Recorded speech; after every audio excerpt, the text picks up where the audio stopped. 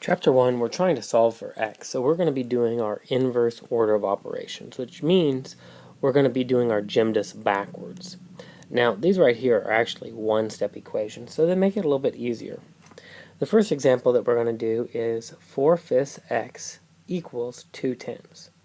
So my first step is that I always want to get x by myself. So that's what I've got to do first, is I look and I say, okay, what's on the same side of x and what is it doing? And in this case, it is 4/5, which is a fraction, which means multiplying by 4, dividing by 5. So I'm going to do what's called the reciprocal. So I'm going to times by 5 and divide by 4, or use the fraction of 5/4. The reason being is my 5's will cross off, my 4's will cross off, and my x will drop down all by itself. Equals. Now, if I do it to one side of the equation, I have to turn around and do it to the other. So on this side, I'm going to times by 5/4. So now what I can do is I can look at it and I say, okay, let's zoom in on that just a little bit if I can. Alright, now what I'm going to do is I'm going to cross off my 10 and my 5. I'm going to divide them both by 5, which means that gives me a 1. That gives this down here a 2. I can also do, now look right here, I've got a 2 on top and a 2 on bottom. Those can both become 1. So now I'll multiply straight across. I'll get 1 on top, 1 times 4, I'll get 4 on bottom. So my answer is x equals 1/4. Alright, now let's have you try one. I want you to try example number 2.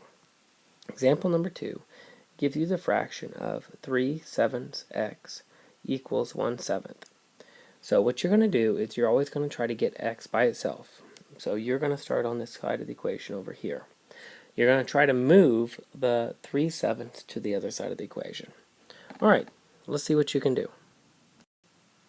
Okay, hopefully what you've started by doing is timesing the left side of the equation by 7/3.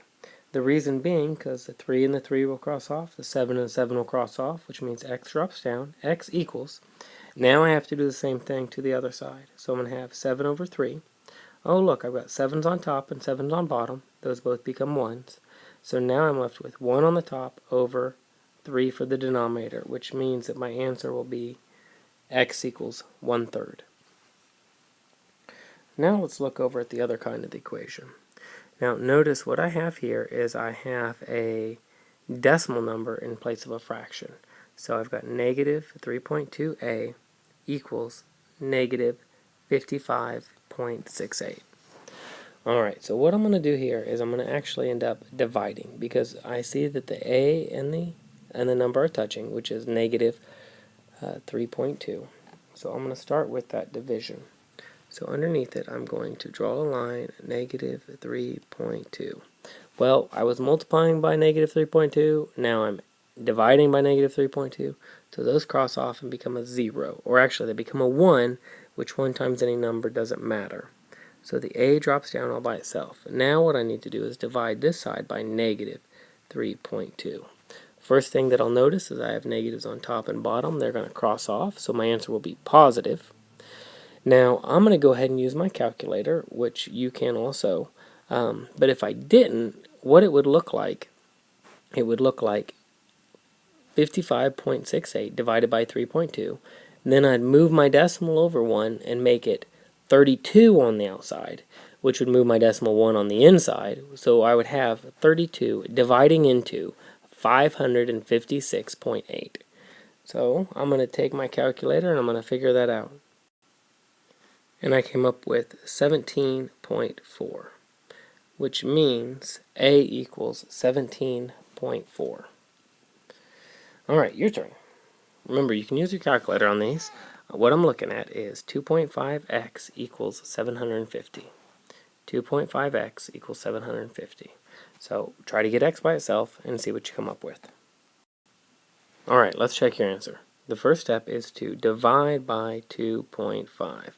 which means that'll cross off on the left, x drops down all by itself, divide by 2.5. Now I don't like dividing by 2.5, so I'll move my decimal over, I know that 25 goes into 75 3 times. I had 1 2 zeros, so my answer will be 300.